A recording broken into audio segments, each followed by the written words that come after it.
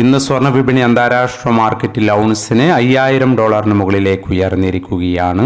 Iran US ചർച്ചകൾ തുടർന്നേക്കുമെങ്കിലും പരസ്പര പോർവിളികൾ മുഴക്കുന്ന സാഹചര്യത്തിൽ വിപണി വീണ്ടും ഉയരുന്നു. ഈ ആഴ്ച വിപണി ഉയരുമെന്നാണ് ഭൂരിപക്ഷം അനലിസ്റ്റുകളും അഭിപ്രായപ്പെടുന്നത്.